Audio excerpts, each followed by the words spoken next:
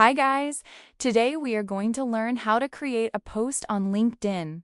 First of all, we need to open the LinkedIn app on our phone because this is where we'll be creating our post. Once the app opens, you'll land on the main home feed. Don't worry, everything you need to create a post is accessible from here.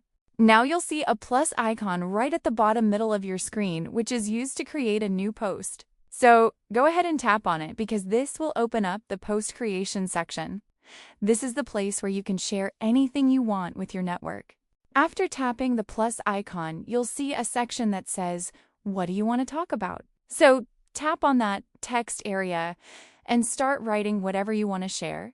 It can be your thoughts, updates, or even professional achievements. Now, if you want to make your post more engaging, you can also add an image to it. Simply tap on the gallery option from the bottom panel and upload any photo from your phone. This will make your post look more attractive and professional. Once you've added your content and everything looks good, you'll notice the post button at the top right side becomes active. So simply tap on it and your post will be shared with your LinkedIn network instantly. So this is how you can easily create a post on LinkedIn in just a few simple steps. Make sure to subscribe to the channel and let me know in the comments if you want more helpful tutorials like this.